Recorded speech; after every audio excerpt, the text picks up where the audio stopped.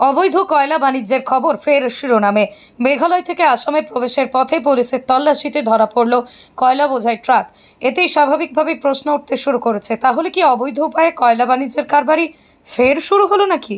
এরই জ্বলন্ত প্রমাণ বুধবার গভীর রাতে এই গুমরা পুলিশ পৃথকভাবে অভিযান চালিয়ে চালানবিহীন কয়লা বোঝাই তিনটি লরি আটকে সক্ষম হয়।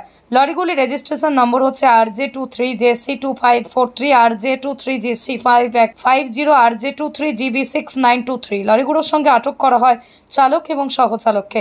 ধৃতদের নাম হরলাগ সিং জাট, রাজস্থানের বাসিন্দা। অপরজনের নাম দাতা সিং রাজপুত, তিনিও রাজস্থানের বাসিন্দা। বৃহস্পতিবার উভয় চালককে শিলচর আদালতে প্রেরণ করে গুমরা পুলিশ। তবে আশ্চর্যজনক বিষয় হলো, কালো হীরায় কালো ব্যবসায়ীরা কীভাবে চম্পট দিতে সক্ষম হয়, নাকি অন্য কোনো উপায়ে পার পেয়ে ছাড় পেয়ে চলে যায় ব্যবসায়ীরা, এ বিষয়ে কানাঘুষো চলছে বিভিন্ন মহলে। তবে আসল সত্যটা বেরিয়ে আসতে সময়ের প্রয়োজন হয়। এদিকে একটি সূত্রের খবর মতে, ট্রাকে বোঝাই কয়লাগুলো কালাইন ব্লক এলাকার বাসিন্দা জনৈক কবির ও মহিম নামের এই দুই ব্যক্তিকে। তবে এ নিয়ে পুলিশের তরফে কিছু জানা যায়নি।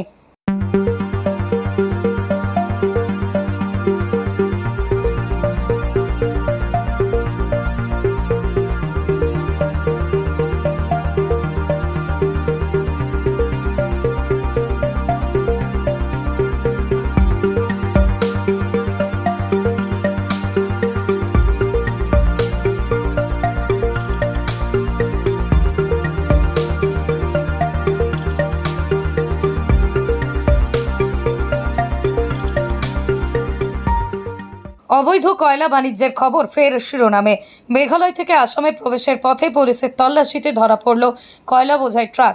এতেই স্বাভাবিকভাবেই প্রশ্ন উঠতে শুরু করেছে, তাহলে কি অবৈধ উপায়ে কয়লা বাণিজ্যের কারবারি ফের শুরু হলো নাকি?